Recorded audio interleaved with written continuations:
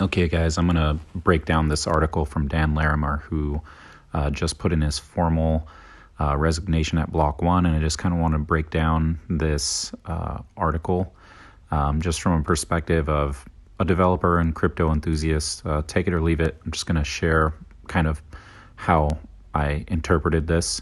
The first thing that I thought was super interesting is that he's been posting on Hive, and I know he's done it a lot, and he's a great supporter of the tech, and he arguably built Hive in a way because it's a fork of Steam.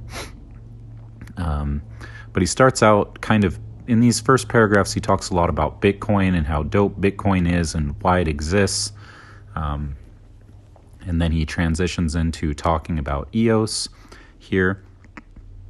And talks about, a lot of this is just about regulations. He's like, look, the United States and all of these regulators, it's getting a little too real. And he's probably over there at Block One seeing that his inventions are being, scrutinized by regulatory problems, and probably Block One is becoming increasingly corporate, increasingly willing to work with these groups, and maybe even feels a little bit of heat coming down on him.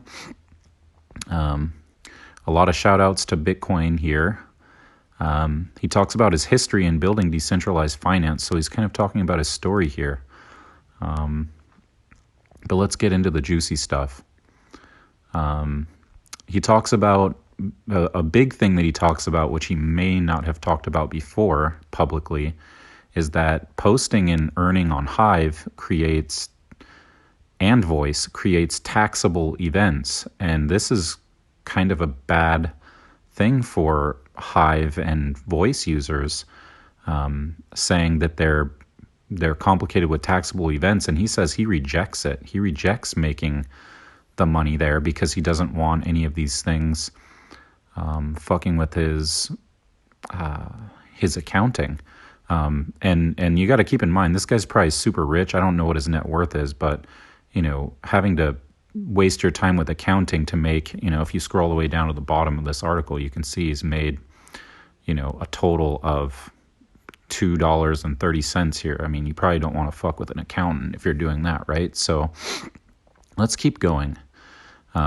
He talks about buying resources on the network and talks about what is successful for what does it mean to be successful in a blockchain or a token. And he says that he thinks that it's people just care about price and not so much about technology, and that the BP system is essentially corrupt because the token holders will vote for BPs that just reward them. And so how can you advance technology when you do that? And everybody's been arguing this, so it feels really good to hear it coming from the guy who invented the technology.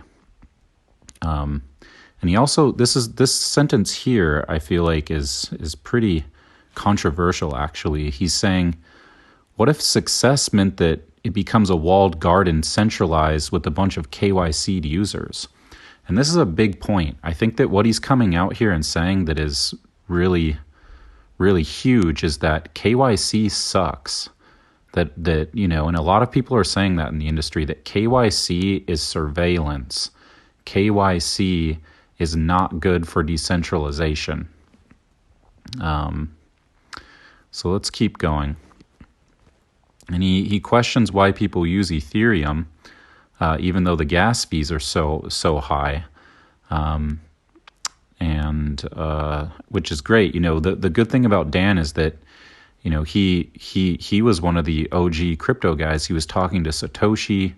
He's been considering these problems for a decade or longer as a developer. So you could consider him an expert in resource costs and gas fees and how to run a blockchain, essentially. And he's run arguably 3 of the most successful blockchain technology businesses ever in history. So, some people will come out and say, oh, well, he bounces from a lot of projects. And there's really good points on either side. Like you could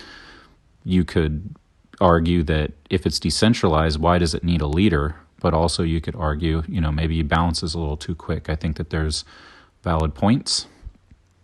He talks a little bit about, the responsibility of BPs. And the way I would summarize this is basically it's bullshit that the BPs don't actually provide a lot of value because the voters don't vote for any BPs that provide value. Keep going. More about the success of a blockchain. And I feel like it's telling that he's talking about success of a blockchain, because what I ultimately think is that he believes that the effort of Block 1 and the EOS blockchain is not successful. It's hard to imagine that he would leave if he thought it was successful. And he's trash talking Voice and decentralization, KYC, taxable events. I mean, Voice is a very significant investment that Block 1 made, over $100 million, I believe, including a $30 million URL that they bought. It's not an insignificant thing for a new business to spend that much money there. And the fact that it isn't really going the way that they wanted to is notable. He talks about his proposals that he put forward to help improve the network. And this is something that's been kind of recent. They haven't really done a lot on that, but recently they kind of stepped up and started voting for BPs. And he had proposed a lot of new things, and people were pretty excited about that. Let's keep going, though. So he's making points here about how currencies are disconnected from technological fundamentals. So if you looked at investments from a fundamental kind of analysis, or kind of a fundamental analysis point of view, you might think, well, if the technology does well, then the price should go up, or the value is higher. But it's not exactly the case. I don't fully agree here, because I think Ethereum has a lot of value due to all these great tools, like DeFi like they're tools, really. So some people are saying that the price of these tokens are kind of divorced from the utility, but that's controversial. And he ends the article here saying that he wishes them luck, but in the end, what he's really saying here is that you have to choose between decentralization and success, really.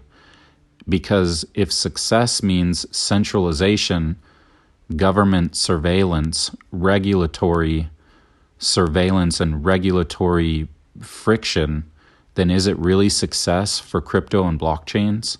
And it seems pretty clear that he's chosen decentralization, liberty, and freedom over KYC, regulation, governments. And this is in line with what he's kind of been preaching with a lot. And I guess to kind of close out some of these thoughts, there's been a lot of events that have been happening with censorship. And I believe that you have to look at it from his perspective. He probably has a lot of Bitcoin. His company had a lot of Bitcoin. They have over $10 billion in Bitcoin at this point in time. He's probably rich beyond any kind of money that he'd ever want to spend.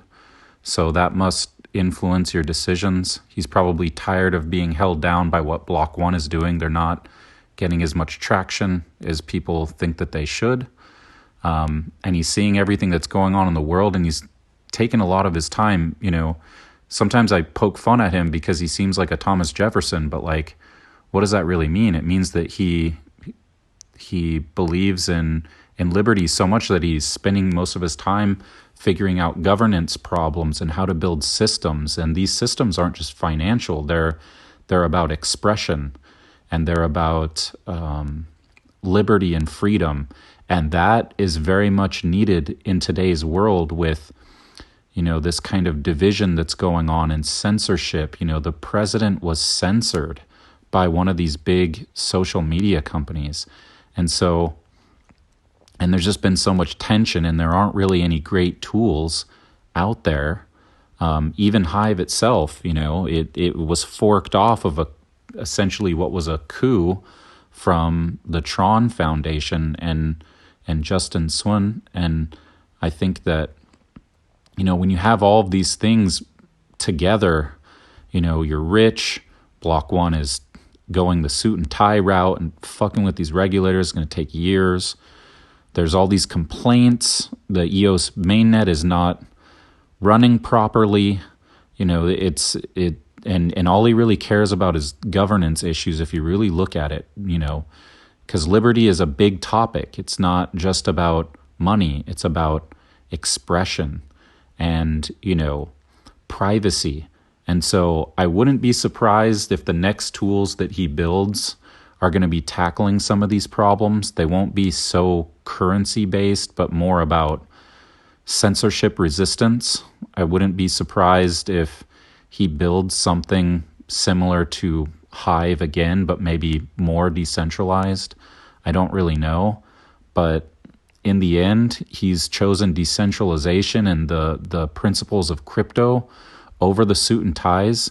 So it's a big win for decentralization and crypto, because to have a brilliant mind like his trained on these problems is amazing, rather than getting locked up in fucking bullshit meetings and figuring out how to KYC people properly is just probably not his forte. And you could see that reflected in his code. He hasn't been writing a ton of code. And my guess is he's going to go back to the basics and figure out what's next for him. I don't think this is good for the price of EOS at all. I do not think that this is good for Block One. I think it's a bad situation. And so it's going to be on their leadership to figure out what they're going to do. They seem confident, but they're really bad at marketing. And so I wouldn't be surprised if the price dumps. This is an investment advice. But I do wish Dan luck. And I would love to collaborate with the guy, honestly. I think that he's a brilliant dude, and I think that maybe he should stay away from tokens. He's probably already rich as they come. He should probably stay away from tokens and focus on the decentralized portion of liberty and privacy, and try to leave the tokenomics out. That would be my suggestion. Just leave the tokens out of it for now, if possible, I think it would even be great if he built an application on Ethereum or something like that. But let's see what happens, guys. Feel free to comment and let me know what you think. This is just me bullshitting here, so thank you.